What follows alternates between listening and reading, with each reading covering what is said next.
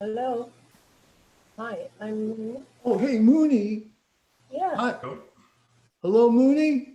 yes, I'm here. Good, good. Hello, Hi, Moonie. it's Harvey. And Harvey. Hello, Harvey. How are you? Hey, good, good. Yeah, it's working.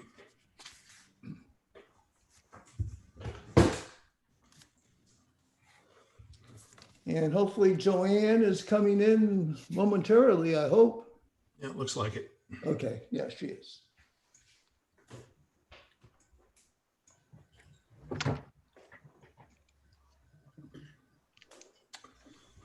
So we open the meeting at 11:45, but we actually start at 12 for Moonie and Harvey's benefit, just so you know. So we just kind of chit chat and tell stories. Hi there. So we start. There's And Joanne. there's Hilton. Joanne. Hey, All right, hey. How you doing? Good to see your faces. Same Hi, here. Long time no see.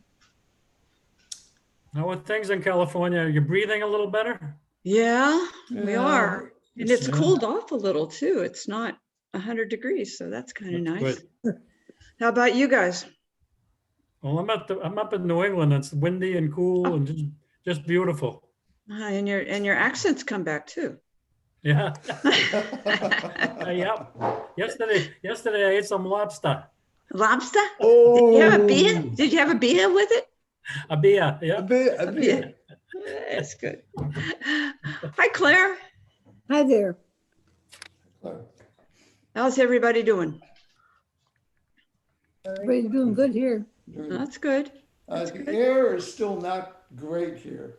It's not, it's around the 60s, I think, in terms of AQI. So, Cold. I think it was 90 earlier here. oh, was it? Down here. Mike was out doing something. He said it was. Yeah. Anyway, we had our candidate forum this morning for the city council. Which was Oh. I was wondering why they didn't do this, the treasurers. We just couldn't fit it in, and really we thought it was more, relevant to Downtown Lincoln Association to have the city council folks Yeah, there to that's true. say find out what their commitments were to downtown. So it's pretty good. It was interesting. And I anyway, haven't been how are you, to the- Moonie? hello. How are Hi. you? Oh, I'm fine. I'm Good, The good. weather's wonderful too. The weather's wonderful. Good. Oh, It always is. It's a little hard to hear you. Yeah. Are you?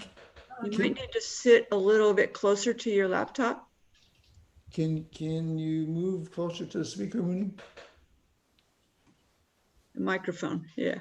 Moonie, do you still have the headphones? Pardon me? I do have, I was asking Moonie if she still had her headphones. That might help. She's very soft spoken. Yeah. most of the time. I think I'll just have to try and talk louder. Okay. Yeah. If you just sit as close as you can to the screen, that helps. The nose gets bigger and bigger.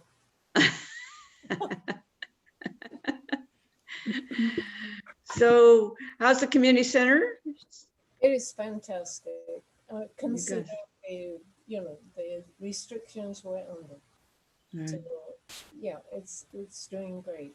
Good. We just got a report from Barbara on the help given for distributing food, and that sounded like it turned out really well. It did. It was fantastic. But like most other things, money and food ran out, so you have to stop the program. Yes. Concentrated so hard on the water. Yes. Yeah. It's not sustainable to continue to feed people. You got to give them a way to feed themselves somehow. That's what its center does so well. We got a notice yesterday, one of the villages that we work in, they lost 23 people last month between dengue and COVID. 23 people. Oh, that's awful. Dengue fever. Huh? Yeah, dengue and the COVID. What? How big is that village? I mean, we're talking about a few hundred, or It's about between 8,000 and 10,000. It's a pretty good sized village. They also have the kidney failure because of lack of clean water. yes. this is another thing we're working on, to try and supply them with clean water, potable water. Good. Yeah, I know. You're working hard on that one. Is there a chance to replicate the clean water distribution station that you have at Tepehua in San Pedro? It costs a lot of money for one, and in San Pedro, I doubt somehow that we'd find the people to run the station. Hmm. So as they have become our sister community, and we're hoping they'll have their own center, we'll be able to supply the water because we can do 300 garafones a day. So Mm. that will supply both villages easily. Both what? That will supply both villages easily. Oh, if really? Oh, we can get it up to 300 garafones a day. That's great. That's great. Terrific. Harvey? How's my buddy Rod?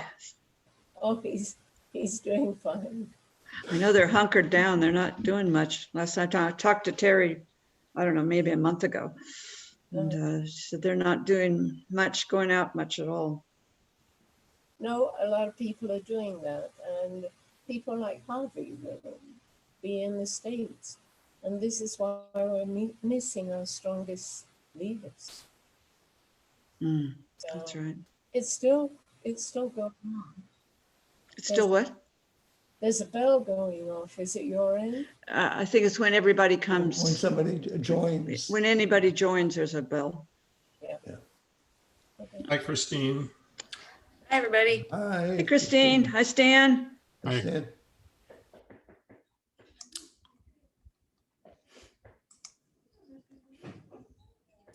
And Kimberly. I get to see you twice in one day. Yes, ma'am. Sorry, I had to open my laptop so it could be heard. Well, we're still not seeing you, but That's because I have been in between Zoom meetings all morning, and so I'm cramming food down my face and didn't want you guys to. you go ahead and cram. But I'll be done soon.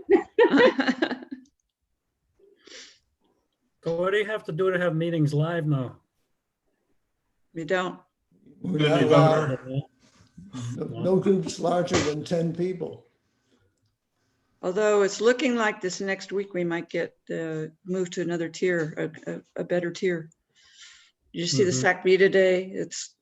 Looks pretty good to move to that. I'm not sure what the impact of that will be, but it's got to be. I know movie theaters can open up with only 25% participation. I don't know. That's I'm not going to a movie theater. I tell you, this is a lot more fun than watching the vice presidential debate. Okay, just wait. We'll start arguing any moment now. We have 25 minutes, Joanne, until a pretty important game. You got that right, Kimberly. I've got it all set it up. I'm going to run over there and turn the TV on, and as soon as it comes on, My fingers crossed. 3 in a row. We can do it. we can do it. We can do it. Not going to be easy, but we can do it. This is our much Okay. vaunted A's. So here, I'll show you my, how's that? Oh, Oh, that's neat. it's kind of fading out. That's the A's Coliseum. Wow. Love that. I want to be there. Yeah, why- well, they're not playing there. They're playing Dodger Stadium, as you Oh, probably know. I was wondering why the people were so close.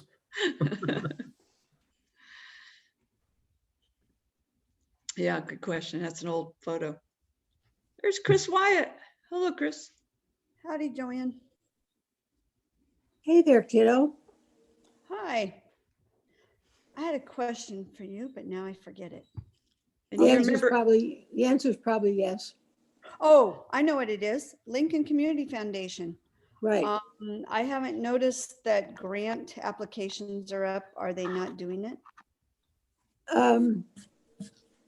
I missed a bunch of meetings because I was in the hospital, so I tried to get into one today, and either they didn't have it or else they didn't have the right Zoom the right, account.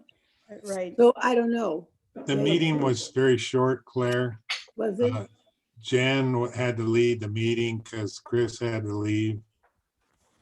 She only announced that the foundation received a grant, she believes, for $10,000 from the Placer Community Foundation.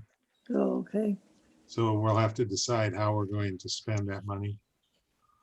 What about the grant applications? Do we They put didn't them out? discuss that today. But they so I guess were that out, would be a I saw them up, but they were out on the website once, because I know we had to redo them, change a few words and that stuff. So I don't know what happened. That was just before I left. Well, and September is the month that they're Yeah. due, so I didn't see 'em. I didn't see 'em. I think we're in October. I don't know. Yeah. Yeah, well, that's it. I don't know what happened. Okay. So Chris, you remember Moonie? She's on. Yes, I do. She's waving at you. See up there? Howdy, Moonie. How are you? Been a few years, so. And there's Jerry.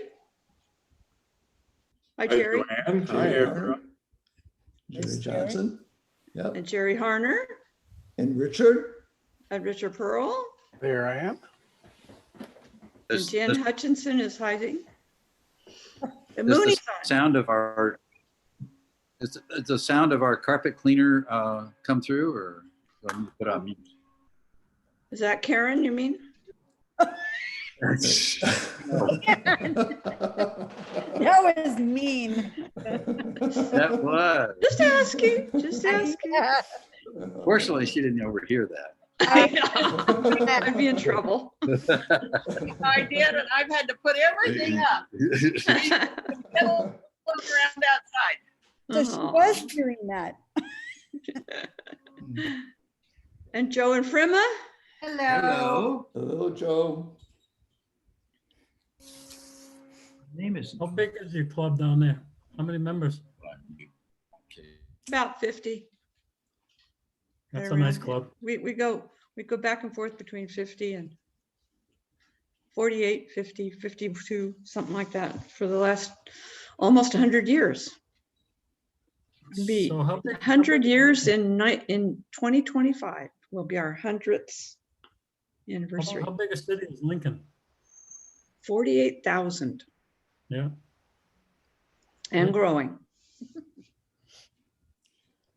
Probably not Richard growing just much. said yesterday in the Lincoln Messenger, we're gonna go up to 132,000 by 2050? By 2050, yes. 2050? Yep, won't be here. Yeah. Hey, come on, have confidence. Hey, Jan, Hi, Joanne. I was on the phone, sorry. it's okay. Uh-huh.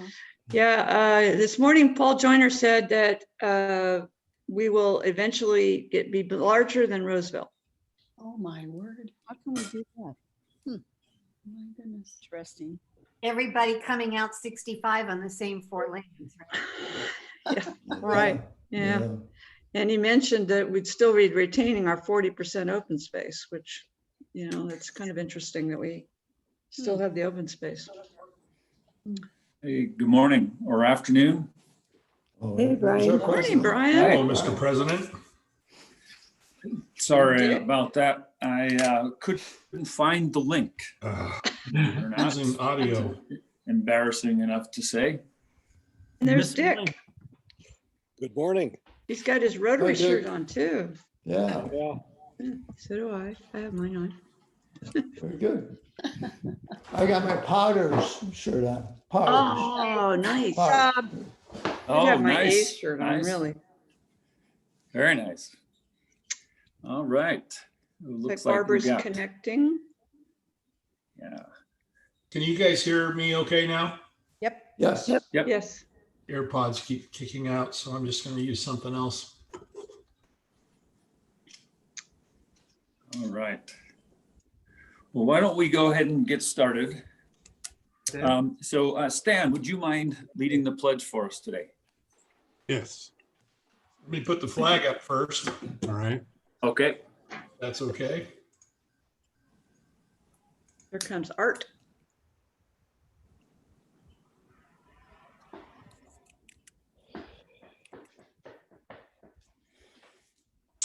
Hand over heart. Follow after me. I pledge allegiance to the flag The of the flag United United States of America America, and to to the the republic for which it stands, one nation, under God, indivisible, with liberty and justice for all. Great, great. Thank you very much, Stan. I appreciate that. Alan, are you there? Yes, I am. Oh, perfect. Would you do the poem / four-way test for us today? I would love to do that. Today, we're going to do something a little bit different. I've written a poem called The Four-Way Test of the Things We Think, Say, or Do. Now, this will be an interactive poem. So when you're cued, you're still not going to be freed from participating in the four-way test. So I will begin. As a child, my parents taught me well. Always be responsible, treat others with respect, and by no means lies tell. Although wanting to please my parents, I also wished to impress my peers. So I cheated a bit at childhood games, listening with enthusiasm to friends' cheers. Conflicting expectations plagued me as I grew. Appeasing parents, friends, and teachers was not easy to do. Wanting to be successful, I told professors, then employers, what they wanted to hear. I played the game with great finesse, appearing quite sincere. As I climbed the career ladder, I learned of Rotary. The more I discovered, the more Rotarian I wanted to be. As a member of my local club, my parents' teachings began to make sense. I was asked to learn the four-way test, to understand it and follow it hence. I listened well as the club's president presented the tenets of the test. Go, number one. Is it The truth? Is it fair to all concerned? No. Just stop there. Hearing this returned me to the teachings of my youth. To adhere to it was my parents' request. He called upon us to remember in life's dealings of our actions effect on others, we must be aware. Ask the question, Is it fair to all concerned? come on, everybody get together. One more time. Go ahead. Is it fair to all concerned? Okay, a little slow, but all right. Answering in the affirmative will show we care. In the pursuit of goals, he urged, strong bonds must be formed with those we engage along life's road. As we interact with others, we need to ask, Goodwill and better friendship. oh, you guys need improvement. If yes, such relationships will be built to last with pride. Looking us straight in the eye, he told us, bear in mind that Rotary's mission is to serve others by lending a helping hand. Be cognizant of the question, will it be beneficial to all concerned? oh, that wasn't too bad. This principle must be practiced in all personal and business activities planned. Emphatically, he said, we must understand the impact of the four-way test on achieving desired outcomes in a creditable way, and should incorporate its wisdom in our thinking, the actions we take, and the words we say. Let's conclude with number 5. Have fun. Have fun. There's no enthusiasm there. One more time, enthusiastically. It would be fun. Let's have fun. There we go. That's Have a fun. little bit better. Thank you. All right. Well, thank you for that, Alan. Entertaining. Very good. Thanks. Appreciate it. You're Well welcome. done, Ellen. Really good. Yeah. So how long ago did you write that one, Alan? I wrote it back in 2017. 2017. Okay. I first learned about the four-way test and joining Rotary when I joined in 1982. Mhm. Okay. Great. All right. Well, thank you. All right. Any visiting Rotarians? Yes. And I know Harvey and Moonie are on, but they'll be presenting later. Detected at the front door. Any other guests? I don't see any on the participants. All right. How about, let's see, any birthdays? Okay. How many, we've gone at what, 8 weeks now without a birthday, maybe longer. All right, how about anniversaries? We're not getting older. Is he? Yes. That's a I good, have it. that's a good point. I have an anniversary. Who was that? Was that Alan? Yes, me, yes. Ah, I what's will the be anniversary? celebrating my 21st anniversary on the 14th of October, and I will be donating to Rotary International. Oh, fantastic. Congratulations to you guys. 21 years. That's fantastic. Thank you. Any other anniversaries? Nope.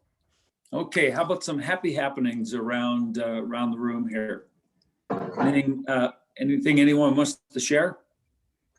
Hey, Joanne, it looks like you're in the press box at the game. Not there. Yeah, she left. I think she's calling balls and strikes now. All right. Oh, here we go. She's got something for us. Okay, what's that? Okay. I can make out Mike's name, but that's about it. Well, he made the Hall of Fame. Cool.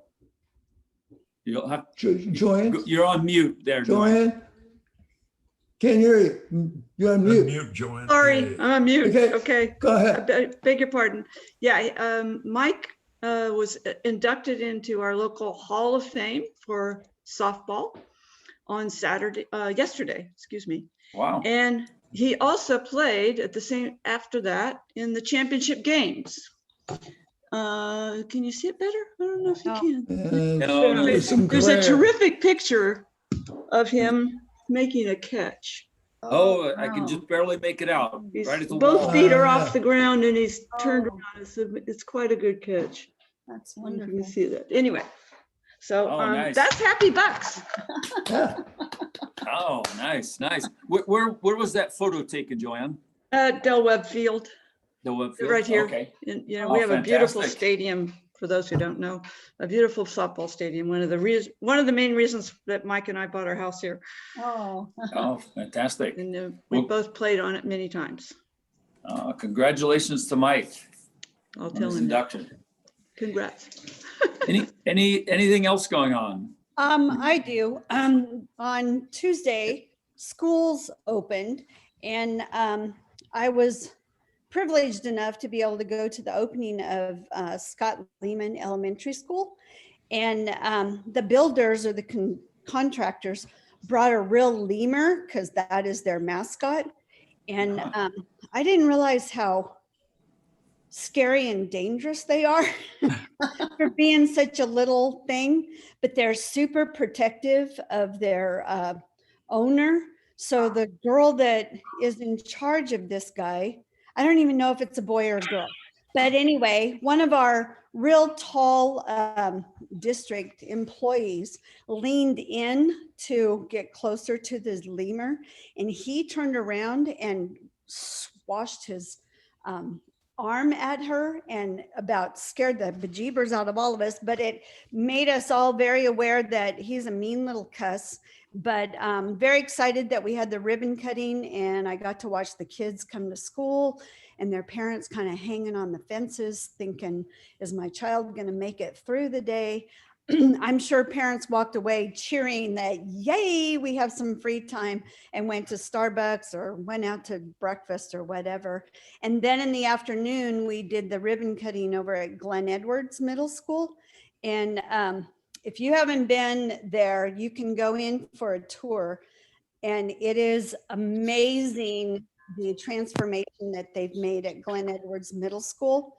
And their gym alone, I used to teach PE there, and I used to be in that multi-purpose room. That's the lemur. If you've never been in the multi-purpose room, we used to play all of our PE, have all of our PE activities as well as sports in there. And now for those kids to have a gym, it is absolutely gorgeous. And the kids were very excited to be at school, to be able to see friends. And Tuesday was a good day for Western Placer. Except the Wi-Fi. Fantastic. Great. Yep. Thank you for sharing that, Chris. It's nice to see that some schools are starting to get to go back, and I think that's going to be good for all the kids, and I'm sure it helps out a lot of parents as well. But it's nice to see some progress made. Great, fantastic. Thanks, Chris. Anyone else? I'm not in a wheelchair anymore. Yeah. Oh, hey. All right. Back walking. Right. so that's good. Good, Good. good. So How's are the you ready to art go doing? down to the baseball stadium there in Del Webb and play? Not All right. there. Not yet. Okay, all right. Fair enough. How's Art well, doing? I'm just wondering how Art's doing. Muted. So he's here, he's muted. Yeah. Okay. I see Yeah. some mute, but I saw Oh, Art. there he is. There he is. All right. It's still muted. Unmute Still muted, yourself, though. Art. That must mean There they we still go. have one Okay, there pain you go. medication. Okay. I am recovering. I'm outside walking every day. I try to get about 8,000 steps in. Oh, great. The incision in my chest is almost healed, but still a little difficulty in sleeping due to the pain. And this meeting is almost, it's interfering with my afternoon nap.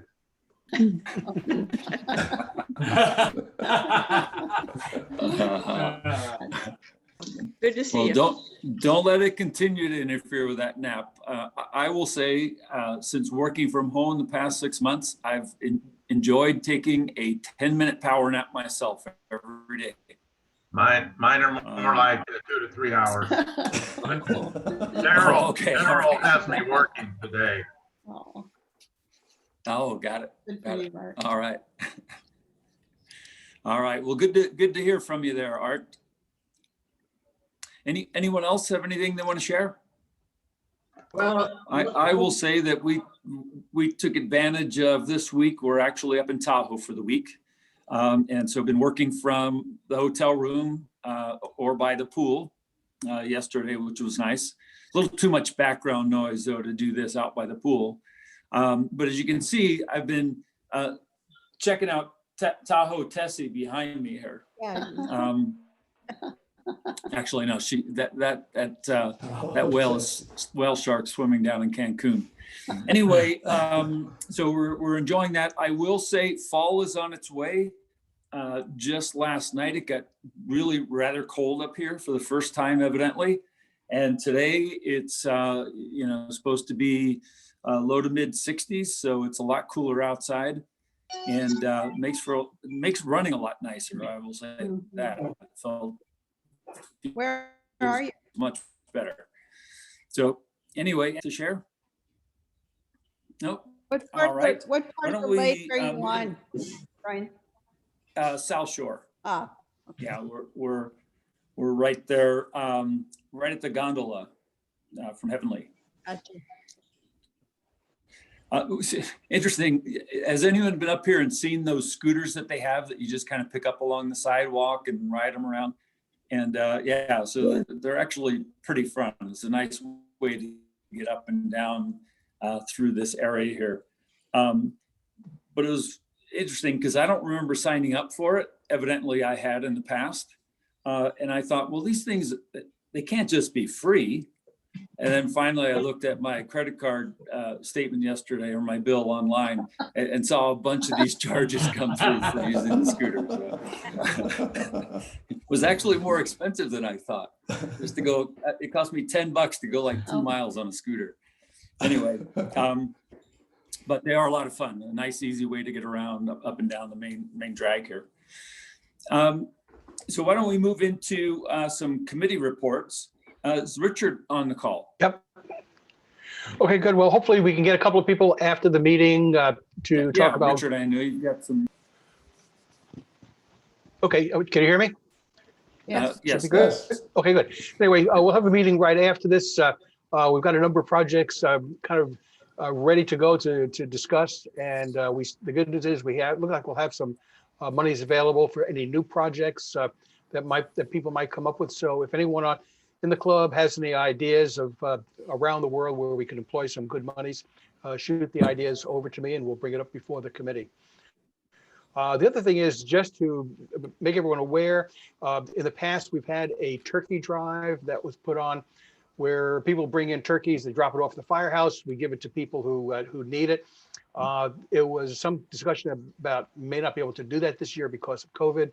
It looks like that will happen, which is good. I've been talking with Dave Flood about it. So it looks like it's going to happen. The protocols will be different this year. There won't be a lot of people around there, but we'll work it out. But the thing is that the turkey drive will go off. So this is not going to be a club sponsored thing for us, but they are asking also that if you can bring in non-perishables and cans, that would be good also. So I'll keep reminding everyone as we do it. It'll be the Thursday before Thanksgiving, so we have plenty of time to do it. But just want to let everyone know that the turkey drive will be back on again this year. So good news. Yeah, that's great news. Thank you, Richard, for that information. Look forward to hearing more details on how we can get help out.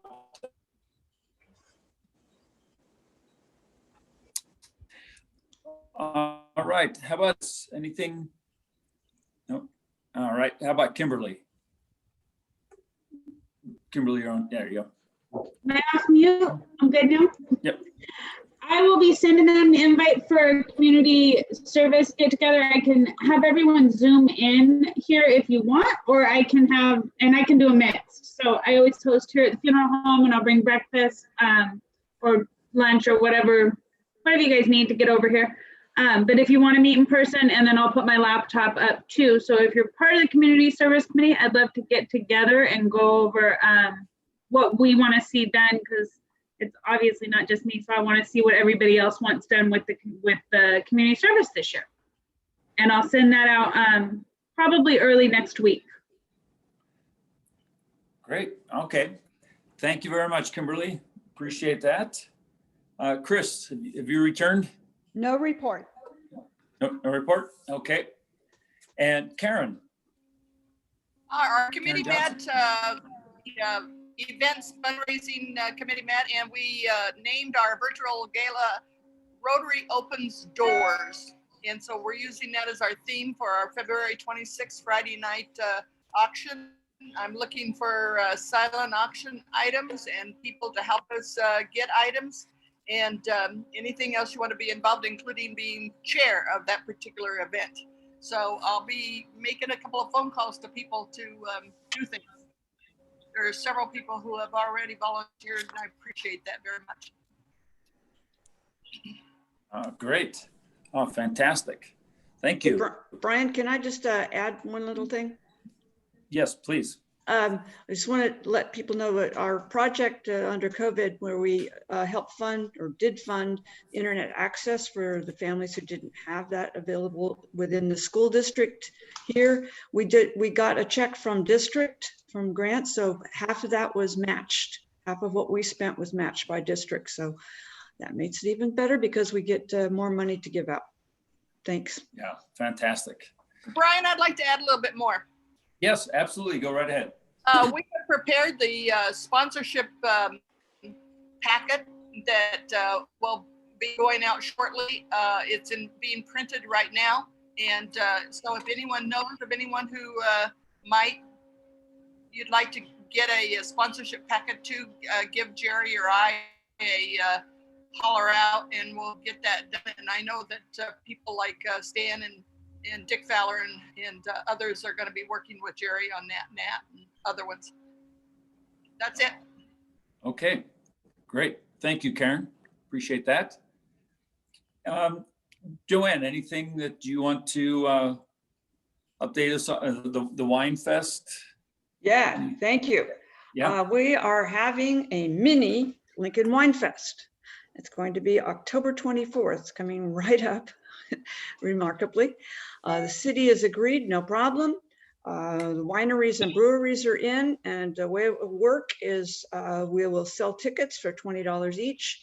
People will pick up their wristband at Bierman Plaza, and they can also at that time pick up special packages for like food if they want to take it with them, like a Mr. Pickles 4-pack of sandwiches, that kind of thing, for a reduced price. And then they'll go out to the 4 Lincoln wineries. That's Chaudy, Rancho Roble, Wise, and Dora Dane. 2 breweries, Goat House and Dueling Dogs, and have either free tastings or whatever they get from those. It gives us a way to keep the wine fest in people's mind and keep some momentum. And it also brings some business downtown. So we're really working hard on getting that to happen on October 24th. It's only going to require a few volunteers downtown. So if anybody wants to spend a couple hours downtown, just helping with crowds and putting wristbands on, Chris and Claire are already signed up. But if you want to do that, let me know. That's it. Thank you. Joanne, how Yes. many tickets do you think you're going to sell? We're going to limit it to 250, but we don't know how many. I think there's a pent up demand that's huge out there. And the winers are pretty busy, most of them. Yeah. But they want more. I mean, they're limited to some extent. So it'll help them. So when people go out there, is it going to be only for one day, or can you go out there? Can they go out whenever they want Yeah, to go it's out? just one day. One day. A weekend or during the week? It's a Saturday the 24th. Okay. So you're going to pick up the stuff and then go and then make the tour around. Right, exactly. Okay. So we'll pick it up at 11:30, and then they've got the rest of the day to go out to the winery. Some of them stay open 5 or 6 o'clock. That means we have to drink pretty quickly.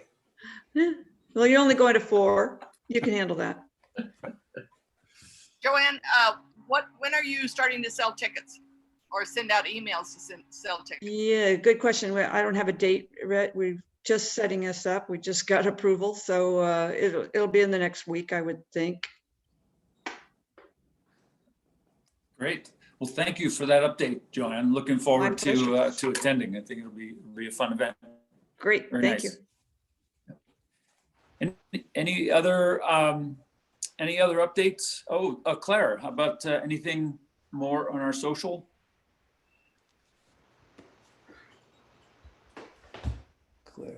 Claire? Oh, you're on mute. Okay. Claire. Okay, the notice is going to go out tomorrow with all the details because I'm waiting for the call back from Kelly. But it'll be 5:30. Okay. We need to bring our own glassware unless you are okay with plastic. But if you want your own glass while you're drinking wine, you bring your own with you. And that's all part of the COVID stuff. So, Okay. but that'll all be in the notice that goes out. All right. Hey, Claire, I could bring a couple boxes of Lincoln Wine Fest glasses if you want. I don't care about that, but I mean, then people might want their own glass. I don't know. I'm not a wine drinker, so it doesn't matter. It's much better than a plastic glass. Yeah, Well, I that's like what that. they said. If everybody brings their own, Maybe we could sell them and make a little extra money on the side. There you go. I was thinking, Yeah. Joanne, you might think about also, those little designated shit you can put on the bottom of the glasses so that there won't be any problem with people picking up someone else's glasses, especially in Yeah, COVID. I just get time. one of those Something like that, pens- just so you pens- can, pens- or just a pen, just so you can personalize it. I think Yeah. people would feel better like that if they wanted to do something like that. Yeah. Okay. Okay, great. Well, thank you for that update there, Claire. Appreciate it. Look forward to seeing that information on it. Yep. Joanne and Claire, you might put that in the note that goes out tomorrow that you're going to have wine glasses and how much it's going to cost you, like $5 or $3 or whatever. no, we're not going to sell wine glasses. Okay, all right. Thank you. Anyone else have any updates before we move on? No? Okay, why don't we move into Wild Bill's segment of today's program for Two Truths and a Dare, or excuse me, Two Truths and a Lie. So Wild Bill, you want to go through these? I'm taking over now, am I? Yeah, go ahead. Oh, okay. Everyone should see that. Okay, the first chance at a truth or a lie is at 4 years of age, I tore all the decorative ivy from the outside wall of the city hall. And number 2, I once drove an automobile 150 miles per hour backwards. And number 3, my wife Sandy and I spent our honeymoon in Death Valley. Which Okay. two are the truth and which one's a lie? All right, so I'm assuming the way we do this here, Clark, is we just highlight with our finger or a mouse which one we think is the lie and then hit submit, correct? Do I get to play? Yeah, you just Sure. You better get it right though. You fill in the little circle with a click Okay, of the I've got one, of the one Yeah, lie, see here, of the one lie, not the truth, Okay. just the lie. just the lie. Just the lie. Okay. All right.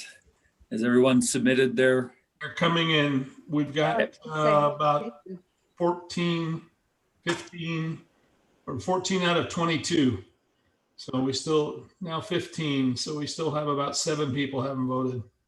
Actually, I don't think I get to vote because I'm No, running. Mine doesn't work. Yeah, it's because we're the co-host, Paul. Oh, okay. All right. Well, you can just say your number. Yeah. Hold your fingers up. Number one's a lie. Okay. All right. Oh, I think it's number 2. But it's so outrageous, it probably is true. That's what I thought. Yeah. Knowing Wild Bill. So I think everybody but 2 have voted. Paul and I can't, but 18 to 22. So we have 80% in. All right. Want me to give out the numbers? Yeah, why don't we hear what you got there? So number 1, 5 people voted for. Number 2, 10 people voted for. And number 3, 3 people voted for. So the choice is number 2. Which is 150 miles an hour backwards, right? Yeah, yeah. All right, so drum roll, please. How in the heck did you do that? All right, Wild Bill. All right, starting with number 3, my wife and I actually did spend our honeymoon in Death Valley. We were poor. We needed to save money because we're going to buy a house. And so, yeah, and it was in February, about 70 degrees in the daytime, about 30 degrees at night. So it's snuggle in one sleeping bag. Okay. All right. The second one is I once drove an automobile 150 miles an hour backwards. And indeed I did. We had a dragster of which I gave our president a picture of, if you can display that, but it didn't matter. Anyway, we had a dragster and it consistently went 170 miles an hour on aviation fuel or 100 octane fuel, gasoline, and 200 miles an hour on nitromethanol. And I was driving it in Cheyenne, Wyoming, and a guy that had gone through the timing traps right in front of us blew up his engine and spread oil all over the track. And I didn't, nobody noticed it and nobody said anything. And I went flying through it at about 150 after having gone through the timing traps. And all of a sudden I was going backwards. And it just, didn't have any choice. I just kind of wrote it out. Are you sure that you were still driving at that time, Wild Bill? Was I what? Were you still driving at that time? Was that actually driving? Actually, I was. Bill was a passenger. Yeah, exactly. Yeah, precisely. The car had taken over control. Yes. Physics. Okay, number 1 is the lie. At 4 years of age, I tore all the decorative ivy off the walls of the Methodist Church. Oh. Ooh. So yeah, I've had a mean streak, I guess, all my life. All right. All right. We call you Wild Bill. Yeah, I was going to say the name perfectly fits. Yep. Yep, sure does. Well, thank you very much for doing that, Wild Bill. We appreciate it. And my my faux pas in not forwarding the photo of the car to Clark. Otherwise, we could have displayed it. So that was my fault. I apologize. No problem. But thank you again for doing that. If anyone else is interested in doing next week's, let me know. Be happy to work through that with you if you have any questions. All right. All right. Why don't we move on to the presentation for today? And I will ask Chris, can you do the introductions for us, please? Where's Paul Actually, doing? Paul. It's gonna be is- Paul. Oh, excuse me. Yeah. Yeah, I should have Yeah. known that. Sorry about And that, Paul. hopefully, oh, wonderful. This is great. We get the bio up there. Hopefully, can everybody read that? And I know you can see that beautiful picture. We have two speakers today, and they're both from separate Rotary clubs down in Chapala. These are two clubs that we have been working with for at least 10 years, maybe over 10 years, on a number of different projects down there. And it's amazing what they've been able to do down there. And so I'm really thankful to both Harvey and Moonie for offering to update us on their progress down there. About 13 of our members were down there a year ago, March, in Chapala. We spent an amazing week down there. And in one of the days, Harvey and Moonie took us on a tour of the Tepehua Community Center. It was an exhausting week, but a real eye opener for all of us up here, all the Lincoln members. And if you ever have an opportunity to go down there and visit with the Rotary clubs, by all means, you should do it. So I do appreciate both Harvey and Moonie for giving us this update today. And I'm going to try to be very brief on their bio. Hopefully you can read the screen there. But this is Harvey Bernier, and of course, born in New Hampshire. And one thing to note, he was an officer in the U.S. Marine Corps and during the Vietnam War, and where he did receive a Purple Heart. So Harvey, our president, Brian Ludwig, is also a Marine. So you're in good company here. Semper Fi, Harvey. Semper Fi. Good. And he's had an amazing history in Rochester. He was the president of Bernier Insurance Agency for 35 years and won numerous awards, was on several service clubs, and ultimately received the Heart of the City Award from Rochester, the city of Rochester. And of course, that was probably because he was a member of the Rotary Club in Rochester.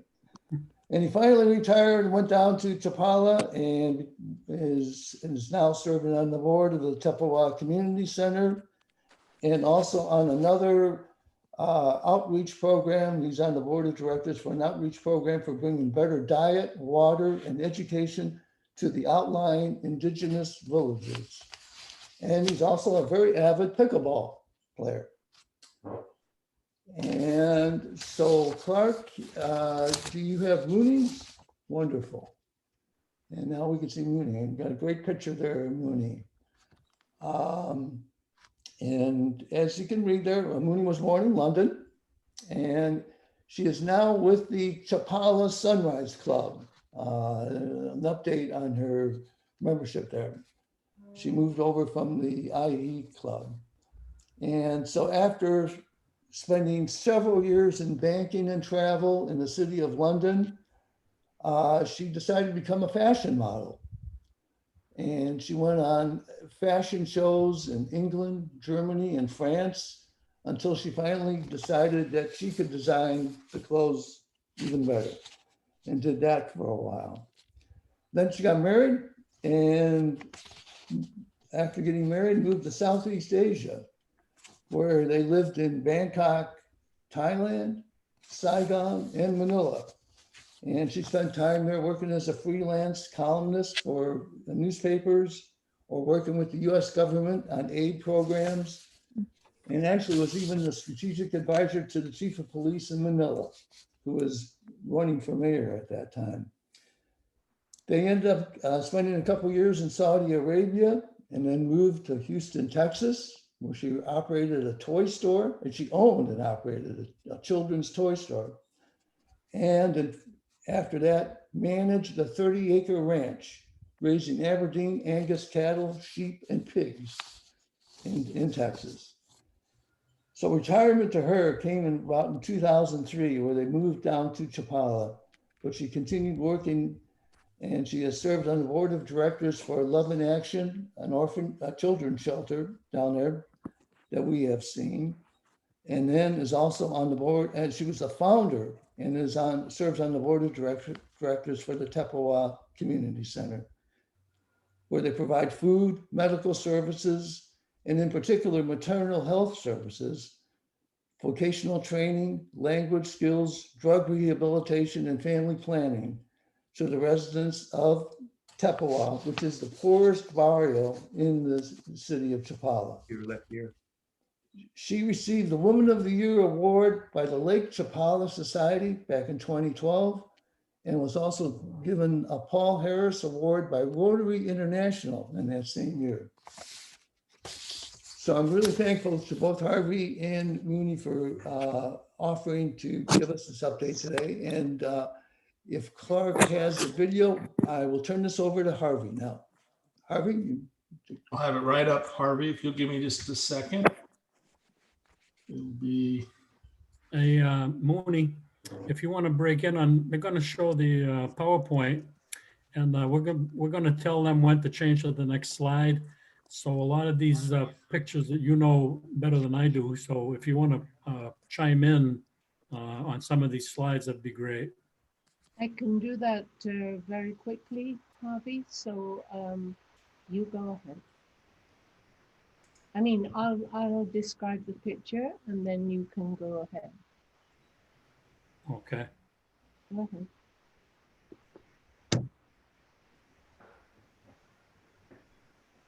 Can you see the picture up now?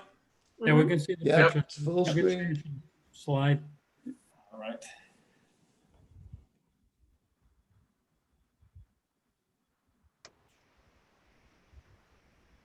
Okay, Moonie can comment on this, I think. Yes.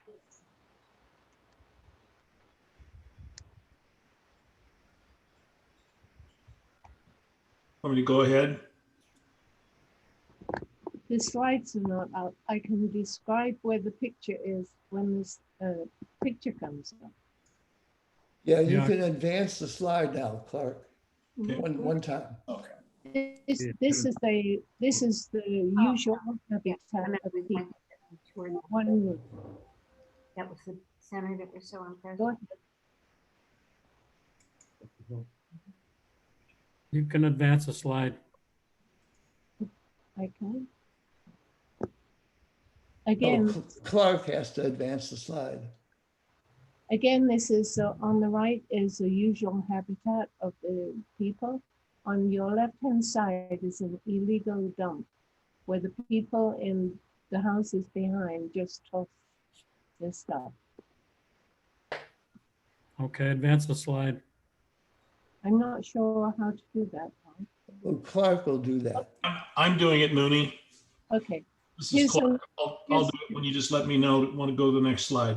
Okay. Here's a usual habitat too, where it's just tin roofs and tarpaulin. And it's usually between two other little shacks. As you can see, it's appallingly poor. Next slide.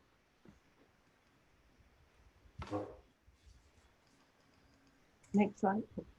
And again, here, this is typical top walls, tin roof, and just hanging in there, as it were. There's no, obviously, utilities.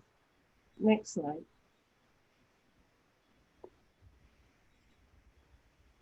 Next slide.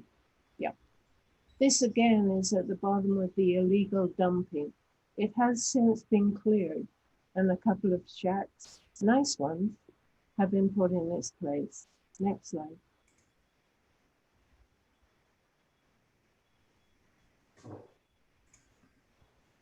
Again, more of the same, except they're building the house on the left. As they get the bricks, they put a few more bricks in. But most of their outdoor utilities, as you can see, made of tin. Next slide.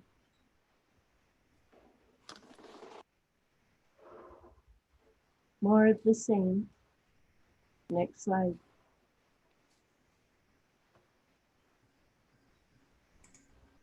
This is a woman called Joanne, and she was homeless with 4 children. This is her lean-to between 2 buildings. And as you can see again, there's no water. They go behind rocks for their whatever they do. It's appalling because the children are so open to diseases. Next slide.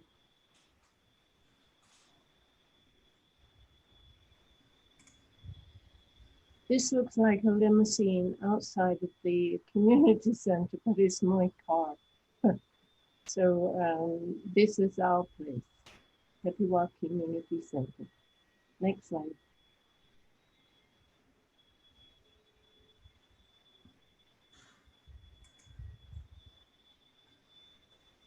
And this heads our Tepehua face page. And we try to keep it up to date with everything that's happening.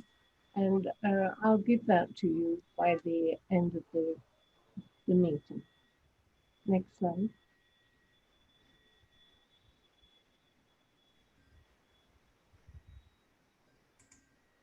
This is a family that we enrolled in the Habitat program.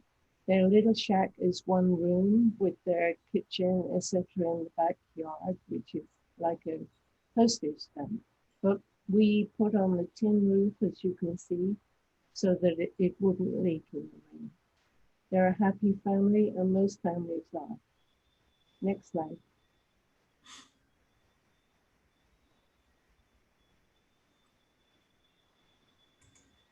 And this is more of the people. And they're basically all involved in education. But again, on your bottom left, they live very simple. No electricity, or some of them have because they hook onto the city electricity, and the city turns a blind eye. This one is Rotary project. It's a beautiful kitchen.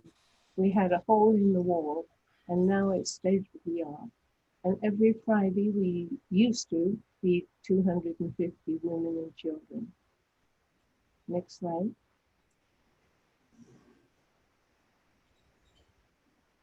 The next slide, this is the Rotary clubs involved in the kitchen.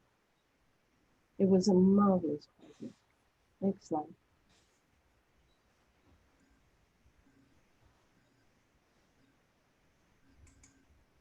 And this is feeding the children. It was an extraordinary happy time because it was the one hot meal they had in 2 weeks. And I know we all miss it because we enjoyed the kids very much. There's a few slides in a row, so just click through.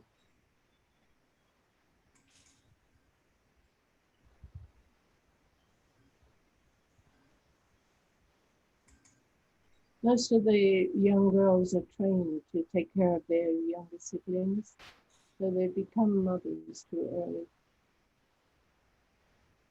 Next slide.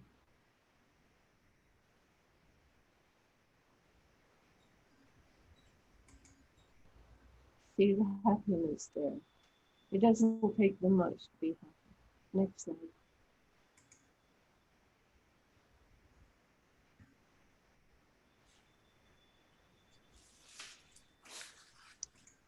See the love on my little girl's face. Incredible volunteers too. Next slide.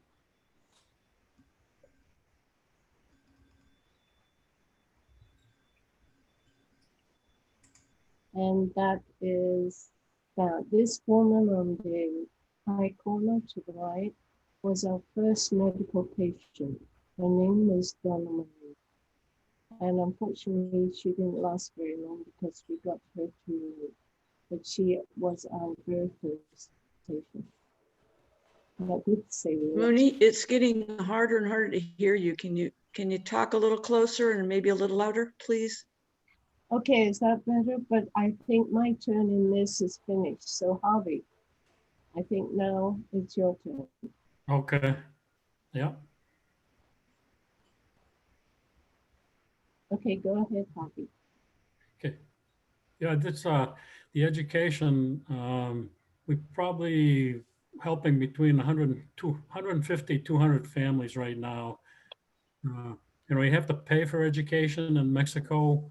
Nothing is free. The kids have to supply their own toilet paper, their own pencils, their own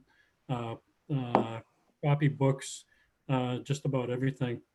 And also, you need a birth certificate to go to school. So that presents a problem. And times we're able to, procure certificates so that these kids are able to go to school. It's a very difficult situation. And of course, especially right now with the COVID, we're very similar to every place else. They might go to school for a day or two, then they're not going to school. Somebody has COVID, et cetera, et cetera, et cetera. So we're starting to look at possibly getting small computers that the kids can use on premises to do some of their homework. We know that giving especially the younger kids a small computer to take home, we wouldn't see a lot of them come back to the center. So that's one area we're investigating. So next slide, please.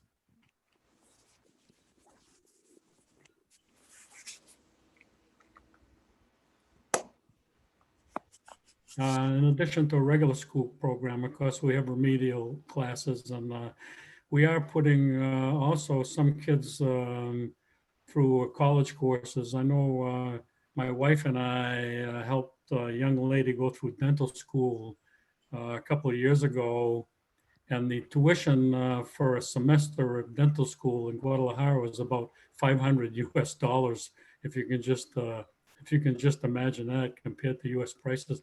It actually cost her more to take the bus in and out of Guadalajara than it did for the tuition. But of course, $500 tuition is unreachable for most people down there. So you can help a lot for very little. Next slide, please. Also, we help out with recreational sports, little soccer clubs. We supply some recreational equipment, bats and balls, and we have at the center we have a little outdoor area where before the COVID, especially during the once a week meal, kids would come to play in the area, and gives them a chance to get together. Next slide.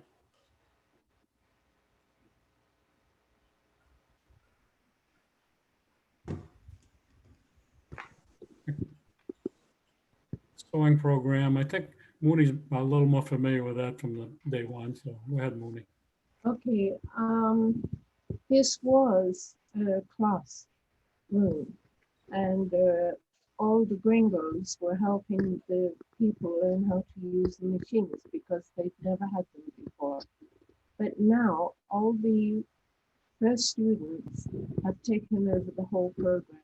They not only teach their own people in Tepehua, they send 2 girls to St. Pedro and La Zapatera, I think, still, to teach the women down there how to sew, because it gives them an outlet to the markets, and just selling in the village, it gives them the power to be independent. Next slide. I have an apron from them. But it's a very good program, and they take home in Tepehua at least 2,000 pesos a week. That's a fortune. That's more than the husbands are doing, because they sell their goods they make in our little Tepehua Treasures consignment store in Riberas. So they're making now very good money in comparison to what they had before. Next slide.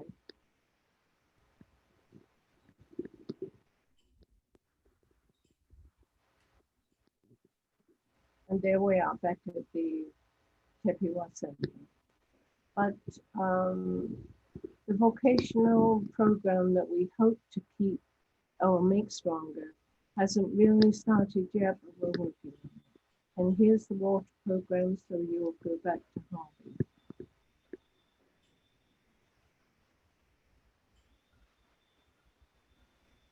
Hi, Mr. Hart. Harvey, do you want me to just play the video here? Yeah, just play the video, please. Thank you.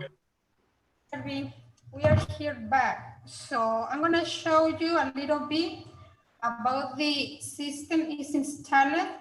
So I'm gonna give a tour to the 4 walls to show you the tables and what is about in the garrafons. And we have here another table. Here is the system, the machine, like the filters, and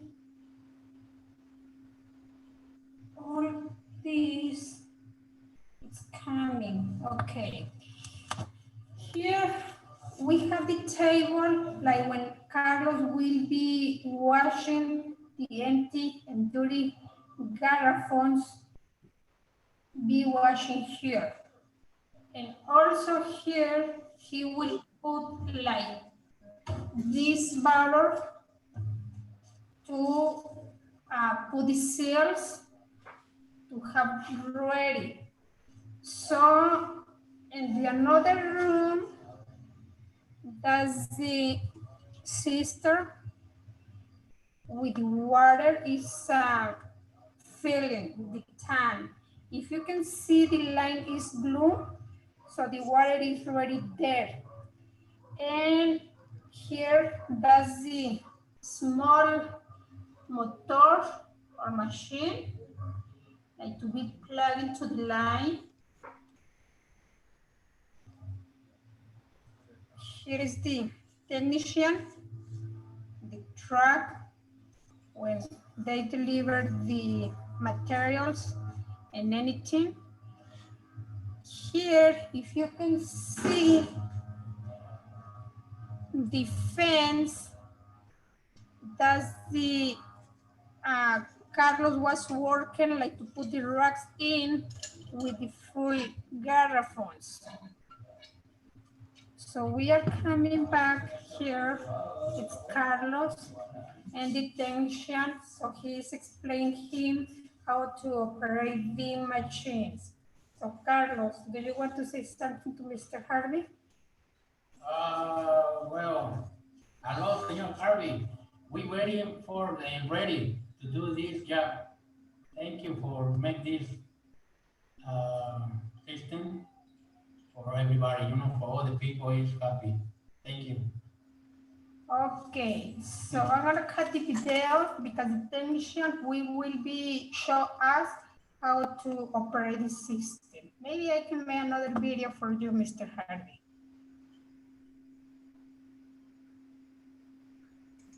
Okay, this project probably started, we've been thinking about it for quite a while because of the situation with the water down there.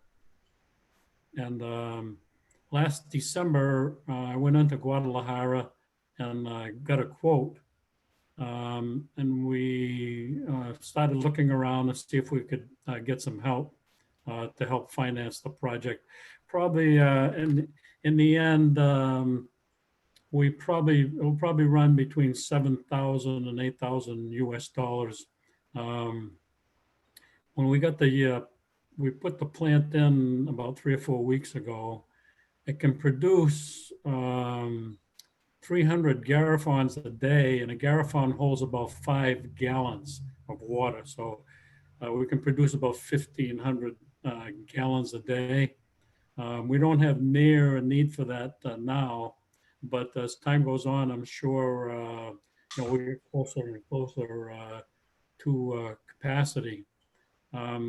We looked at alternatives. We had to put in a reverse osmosis system because the well water in our area is heavy in arsenic and heavy metals. A lot of the people who have water plants in the area sell water commercially, have the water delivered by tanker truck where it's already gone through reverse osmosis. But in our case, because we're up on a hill and the roads leading into the center are difficult, the tanker trucks, the people that deliver came up and they took a look and they said, we'll never be able to get a tanker truck safely up that hill. So that's why we had to go with a system that was a little more sophisticated, where we had to actually do the reverse osmosis ourselves. So that's where we are. We've started, we had a route already because we got a grant from a Seguin Club in Texas, who some of you have been in contact with. So we're delivering water for quite a few months, but of course it wasn't self-sustainable. That was on a grant. So this will be self-sustainable, and I think it'll allow us. Moonie mentioned earlier, it will allow us to also help some of our sister charities and some of the community, some of these surrounding villages that have some of the same problems that we have. So I don't know if Moonie wants to make any more comment about that, Moonie. Yes, it is not only for Tepehua. Because the machine is attached to, can everybody hear me? Because the machine is attached to solar paneling for electricity, also courtesy of Rotary a few years back, well, maybe 5 years back, it will allow us to keep the cost of the water down because we won't be having expensive electricity bills, which reverse osmosis usually gives you. It's very, very high on electricity. So that will keep the cost down. And the water and the milk on the marketplaces keeps on spiraling, particularly through this epidemic. So we can allow to service all charities that are helping feed villages or give villages water. And we can certainly supply San Pedro, who needs it more desperately because of, as Harvey said, you have over 20 people dying per month. That's 1 to 3 people a day. It is outrageous this day and age that they cannot get water from a tap and drink it. So there are many avenues that we can take, and we can keep a control on the prices. And even the average Joe can come to our station and buy water, because the more water we sell at that price, the more sustainable we're going to be. So, Harvey? I'd like to open it up to any questions that anybody might have. Yes, please. Questions? Just to round it out, the one of the big problems is the kidney disease, right? It's right. Yeah, so, and that's caused because of high metallic content in the water and the yes. Arsenic. They have heavy metals and arsenic. The arsenic is the one thing that they can boil the bejesus out of the water, but you'll never take away the arsenic. So the arsenic builds up in the bodies of these people. And even if a pregnant mother is drinking the water, her baby can come out with deformed kidneys. So it's a dire situation.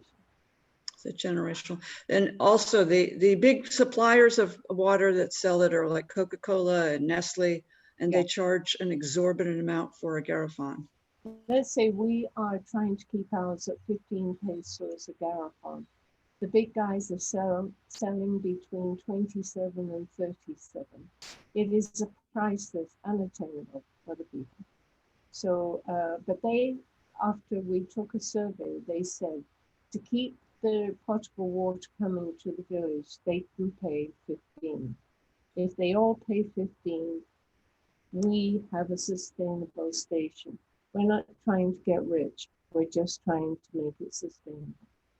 And as a result, it's very common for them to be feeding babies and children Coca-Cola instead of water.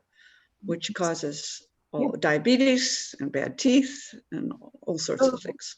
So many things. And that's the reason Coca-Cola, I mean, they can buy that cheaper than they can water and milk. It's not good. Moonie, question for you. You mentioned that you are using solar to power for power, and I know you've got great weather down over there. But do you have a backup system with batteries in order to maintain a constant supply of electricity? No, we don't actually. But as you say, we have great weather. We have sunshine every day, almost. Cloudy days are about 5 of them a year. We have constant sunshine. Even in the rainy season, we have hurricane weather for about 2 hours and everything goes out, electricity, computer, TV, everything. But then it's on again and the whole world spins in sunshine. So it used to cost us 6,000 pesos a month for small stuff we did in the center, 6,000 pesos. Because of the solar paneling, it's 400 pesos. Great. So would you say that the water program is your #1 priority right now? Right now, yes.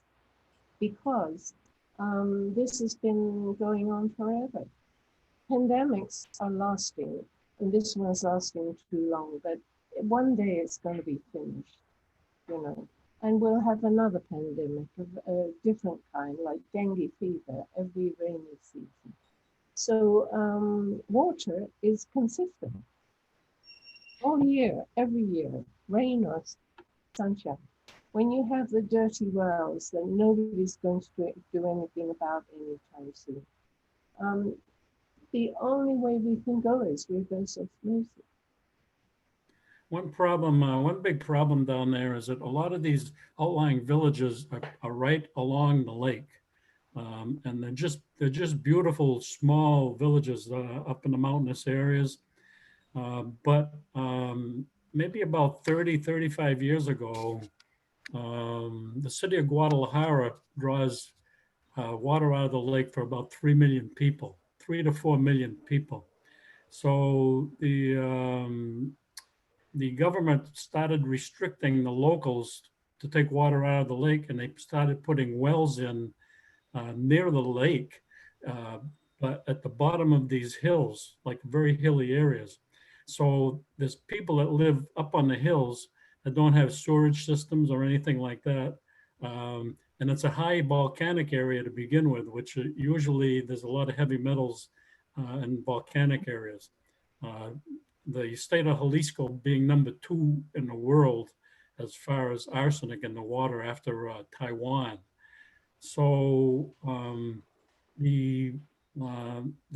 I don't think the government realized at the time, or of course there's farms on the hills and they're using chemicals. So over the years, all this is leached into the water table.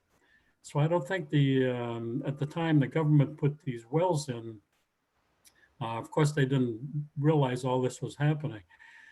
They restricted the people that live on the lake from using water from the lake, and they started to charge permits. They have a water district in the country, and the people that run the water rights make tremendous amounts of money. There's a lot of corruption in Mexico. So this is going to be a very political way to make money, is charging for these permits to pull water out of the lake. So there's a lot of also a lot of farms along Lake Chayote where they grow chayote and corn and things like this.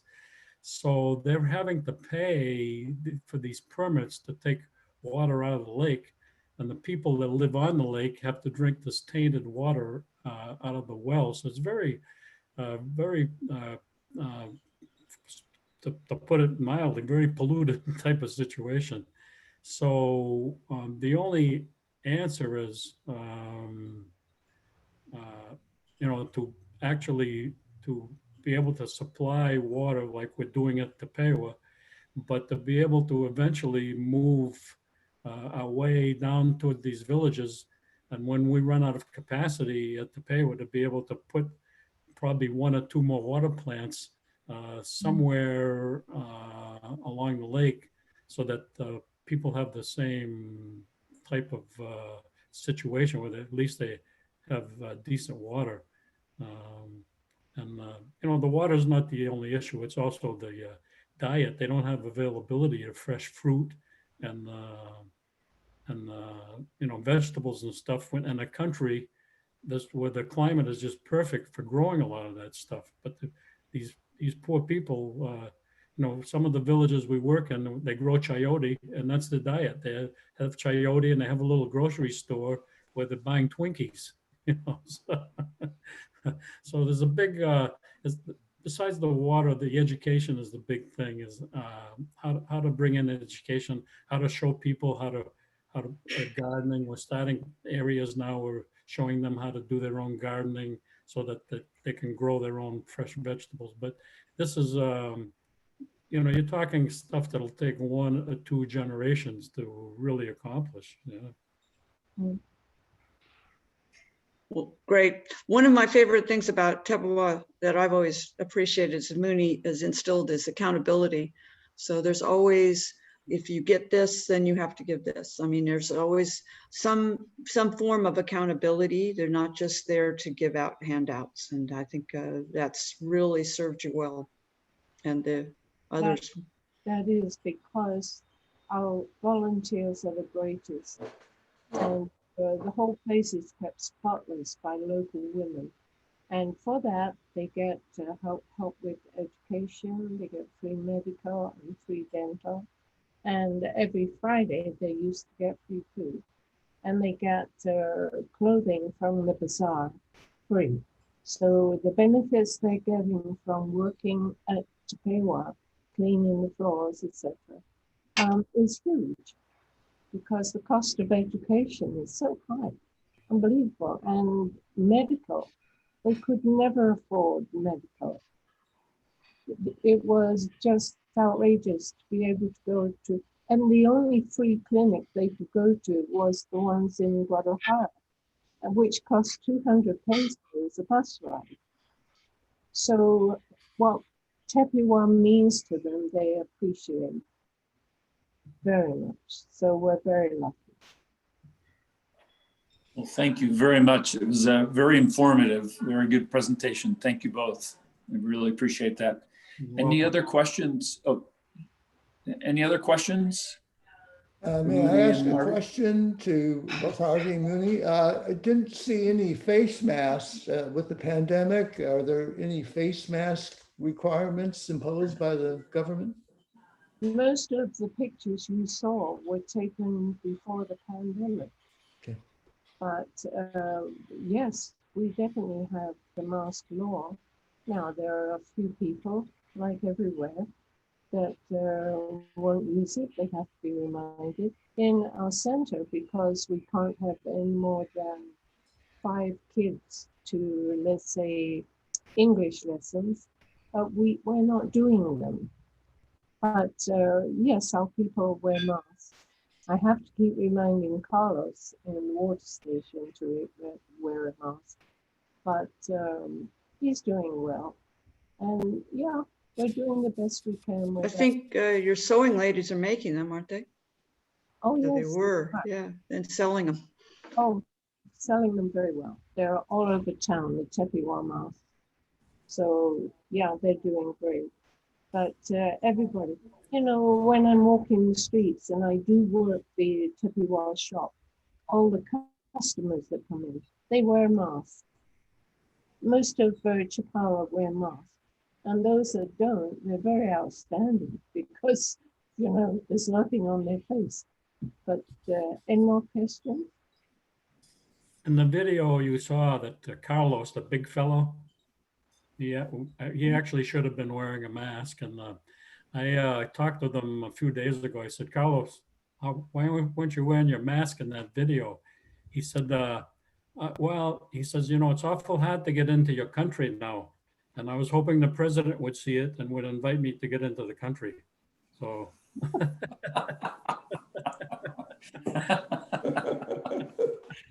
So he's thinking all That's good.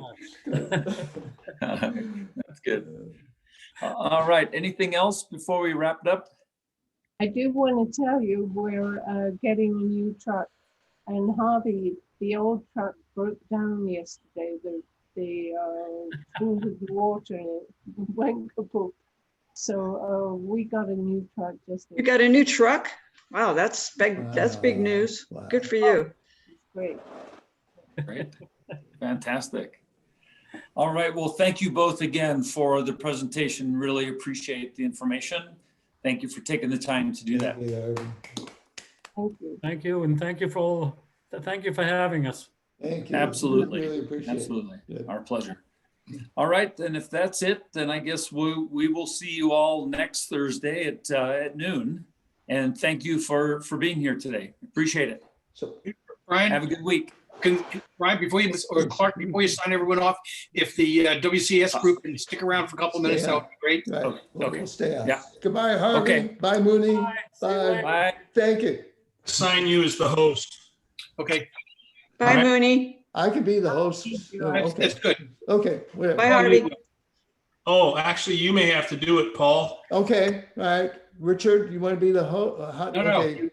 How do I make him a host? Oh, I'll share screen. Okay. Wait a minute. Oh, no, you go to leave the meeting and then you can assign a host. I have to leave the Clark, meeting. Clark, put it over to No, Paul.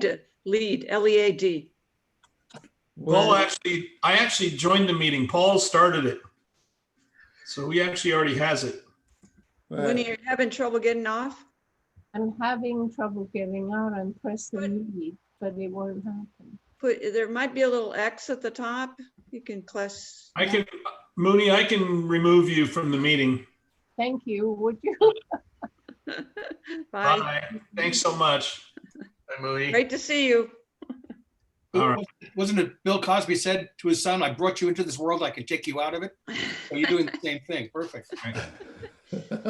Yeah, well, Well, I think everyone got the that memo that I sent out yesterday, and it does look like we've got a number of projects in there also, and primarily because we pre-funded advertently or inadvertently the SAFE program in last fiscal year when we budgeted for it, so we don't have to put, that's an ongoing commitment, and we don't have to do that this year. So essentially, we've got $2,400, unearmarked at this point.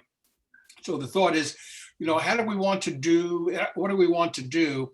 And the only thing right now, and I got a note from Art this morning, and he said that we really should fund Polio Plus right now. And there's a possibility of a district match. So if everyone is good with that, I'll propose that we fund the $2,000 that we're planning on spending on Polio Plus. Let's get it into the works and get that funded and moved out. Thoughts on that? It's a great way to celebrate the 24th, which is Polio Day. Okay, perfect. Okay. Any thoughts on that? Any comments one way or the other? I got a thumbs up. Okay, Thumbs up. all in favor, say aye. Aye. Good. Okay. You have to A ask for comment, a though, post. before a comment, it used to be that they masked during October. And I assume that's going to be true. And I vote yes on that assumption, but we should know what district's doing, just as, I guess we want to fund it anyway, but we want to make sure that they don't have some dates that they're going to double and we miss it for some reason. I would think we'd be right on target, but a caution. Yeah, who should we get in contact with, Daryl? Well, who's the district WCS person? Yeah, I think that Polio Plus is usually separate, but I don't believe there's a Polio Plus chair this year. I can ask, I'll ask somebody. Okay. It'd just be nice to know it. But I vote yes on funding the 2,000. And good point. Thank you, Daryl. Okay, some of the other ones that we funded in the past, Shelter Box and Tepehua. Shelter Box, I think we've been doing that probably for the last at least 5 years that I know of. And I think it's a worldwide organization, and to me, it's always done good things. And I think we've always funded it at the $1,000 level.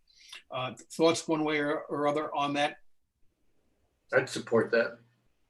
I'd make a motion, we keep it up. I think it's been funded the last 2 years for sure. Okay. It's I know they came and talked to us about it way more than 2 years ago. So, but. Bill Tobin, yeah. He pardon me? works for them now. Bill Tobin, he works for them now. Okay. He's still a local Rotarian. Jan, did you want to say something? It's just a very important project, shelter box.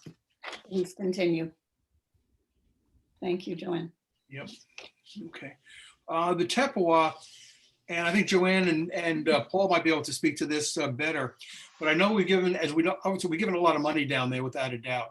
And when I was talking with Joanne a couple of months ago about it, the thought was at that point, we've got such a fantastic relationship with Moonie that we might get from her what her needs are. And if as long as it's within a range that we feel comfortable with, just go with that. Joanne, do you have anything else to add on that? I mean, Yeah, and I just put in context, I'm not sure we spent, tons of money. What we've done has been regular amounts. Every year for the last 10 years, we've given Tepehua something, usually a couple grand somehow or other for either maternal health, equipment, medical equipment. We've done education. We did a previous water project with them. So we've done a lot every year, or some every year. So I think we should continue that. And those of you on here who were down in Tepehua with us, I think you'd all agree, right? Yeah. I mean, it's just very compelling. The need is great and the work is well done.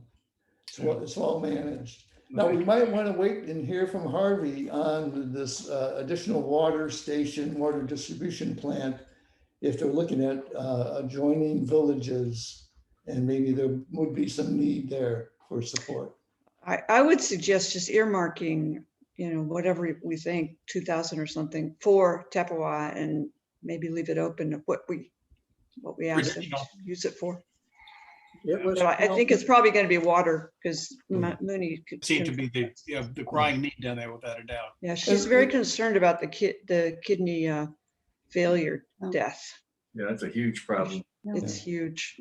That's terrible. And the latest funding that we sent down there, let's be clear, the $1,200 that was just sent down, that was out of last year's budget, wasn't it? Yes. Right, okay. So. Yeah. Okay. Well, right now I think last year also we had $1,500 in there. Is there are we good with that for earmarked? Yes. For Tepehua? For Tepehua. We can't do two? Unless we can increase it. Well, we can. I mean, we have basically, if you look down at the level 2, we've got, at the end of the day, we've got $3,900 of kind of uncommitted at this point with projects that we know about. So we certainly could punch that to 2 and not have any real impact on what we're doing. I vote for that. I second. Good with it. We all go with it? Can we have it designated towards the water project that they're trying to do? Sure. I think what Paul was saying is that it would be underwater, but we're not quite sure whether it would be, like for the truck they just bought or, something like that, but it would be definitely for water. Okay, we funded $1,250 the last 2 years for Tepehua. Just a history. Okay, thanks. Okay. All right. The next one that I had down here was water filters, and it's somewhere, I think, about $45 per filter. And I think most of us were down there. We saw those 5-gallon jugs, and to me, it was that was really a very powerful thing that they're doing. It's easy to handle. They don't have to worry about it. It's transportable, and it's certainly sustainable. The needs are endless. Yeah, the needs are endless with that. No end to it. That's true. The latest message from Barbara Wilson said that they'd straightened out the money that was being held by the bank down there because the transfer wasn't done totally to standards. And the reading I got off of that was she said that the reading I got out of the email was that the water filters were covered for the village of Ojo de Agua. And then the question, do we want to move to other villages? Because I know, when I remember, they did have a number of other villages in lining up behind it. Yeah, Alan Poe is looking into what other villages will need it. We should hear back from Alan Poe on that. But 60 water filters were designated for Ojo de Agua. That's on top of the water distribution system that the global grant is putting in. That's right. I'd like to insert something here, please. All of us that went to Mexico, and all of us that have done that, are very supportive of everything that's happening down there. But I would hate to see us front load our whole WCS budget for the whole year to be just to Lake Chapala. So Jerry Harner had mentioned Haiti projects. There's other projects that we can diversify ourselves. And I'm not knocking Mexico. I'm all for it 100%, but I don't see that we have to allocate it all right up front here. And also we do need clarification on the water filter deal, because Barbara said, well, that's covered. It wasn't asking for any more. Okay. Well, Jerry, do you have anything solid on I your project? I will have and can have. I work with Jim Quinney, who's a Rotarian that I think many of you know. And Jim is chairing a project. We've incorporated a nonprofit called Haiti Education and Development Corporation, HEAD. And we're working with a school in Haiti. And I know we don't build buildings, but there are needs for, again, water, education, sanitation, all the things that you've talked about with Mexico. There are similar needs in Haiti. And if you would like to entertain something, we can sure put together a proposal for you. Our challenge, I think that this is in a village that I do not believe has a Rotary Club. The nearest Rotary Club is about 30 miles away. They have provided some desks, that Rotary Club in Hench, Haiti, for the school. And we know a number of the members, and the Rotaract group there is very active in community outreach. Jerry, do you know of any global grants that are going in Haiti that we could, associate with? I don't write off, but we can sure look into that. It makes everything a lot easier. Plus, you get matching, so you just get a lot more bang for your buck. And they have, by the way, relaxed a little bit on construction. Yes, that's true. But do they still have the $30,000 threshold, Joya? I'm not sure about that. So the total but budget. if we come in with, if we go with other people, that's what I'm thinking. We aggregate with other clubs. The other thing that really, the other attraction of that is that you don't have to worry about the other side, the Rotary Club giving all the reporting, because the 30 miles away, how do you manage that? It's just, I know that in years past, there had to be the local club involvement, and that's one a lot of years ago that I was working on. I gave up and just went and raised money independently and yeah, and I can understand that. It's hard. Yeah.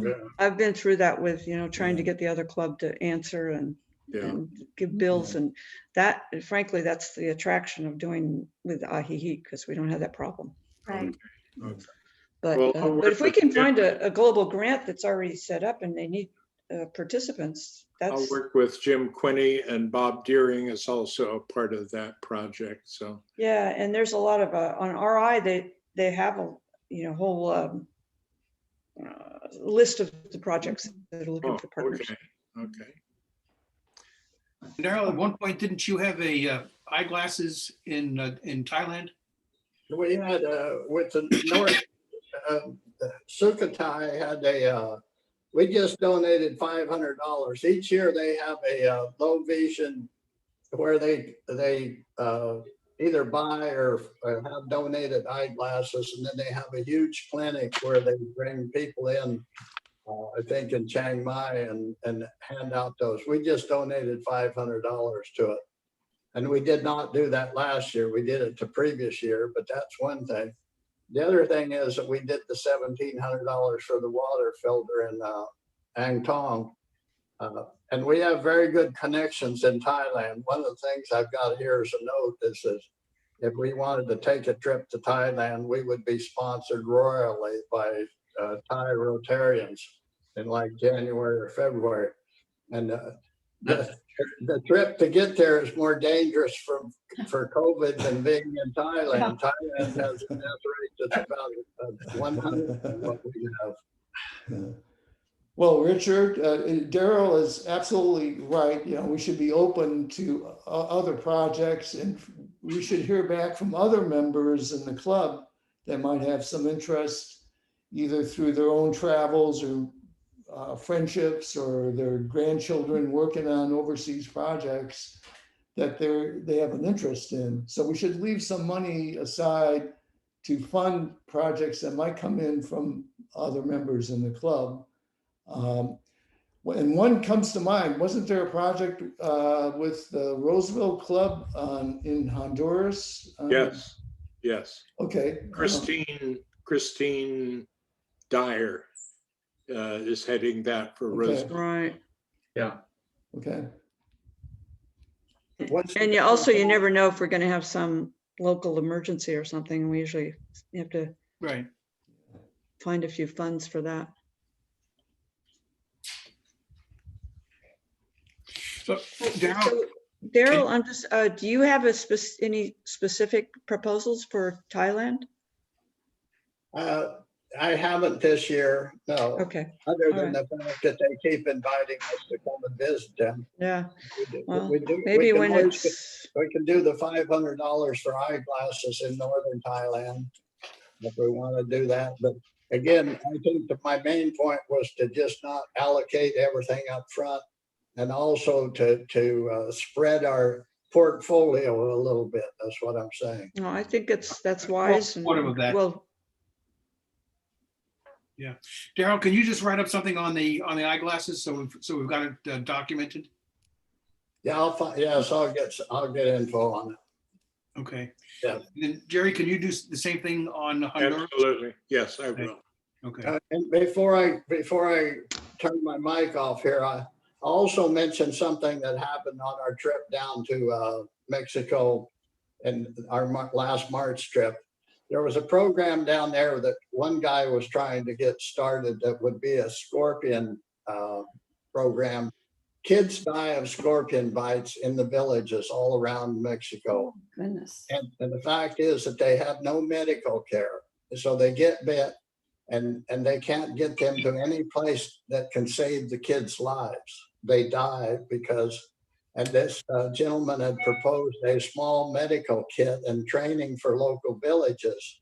So I personally would like to be committed to go back and explore that and see if that can be brought back to life. And it was like a $375 investment to get it going up. Any of us would write the check for that. I would. Actually, I don't know if you could hear her, but Moonie actually mentioned they showed a kid with some spots on his face, and that was a scorpion bite in that one photo. We went through the Ajijic Club to try and get somebody down there responsible to do that end of it, and that didn't happen. And so it fell apart. So maybe now that Moonie's at Lake Chapala Sunrise, that would bring life. I think it was political because the president was kind of the one that wanted to do that. The guy was a doctor. Yeah. Well, I'll put out a general e-blast to everyone, to the club, talking about if anyone has any ideas. Okay. Just forward them over, and so we can get some other things on the table. Richard, just Okay. a question. Jan? It's Jan. On the message page you sent out, as a new member, would you clarify for me, level 1 projects and level 2 projects? I was just thinking of things that we've known about, and they're almost like ongoing commitments that we've done in the past. Okay. That's what I was thinking of for the level 1. I see. And then the level 2 projects are, Things are, we've known about them in the past, but they haven't been ongoing. okay, thank you. Yeah. Good question, because I wasn't sure either. I knew exactly what I was talking about. Oh. Okay, good. Anyone else have any other thoughts? All right. Good to have a meeting today. Perfect. Thanks, everyone. Okay, so Paul, you'll close it down?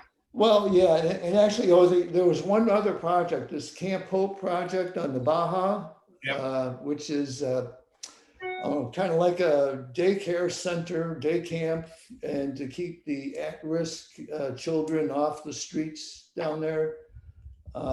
That's just a proposal out there. I think that's with the Point West Club, in partnership with the Point West Club to do that. So I'm waiting to hear back from them to see if they need some support from us. You need a call. Okay, perfect. Well, we'll get all this stuff down, get it in, put it on the paper, and we can start making decisions. The only thing definitely coming out of this is that we'll start moving on the Polio Plus. We'll make sure that if there is any grant that can be matched, we're good for that with district. Yeah, I texted somebody already. So. Okay, perfect. Cool. Good. Okay. Okay, I'm gonna close the meeting. Okay. All set. Bye. Bye-bye. Yes. Bye-bye.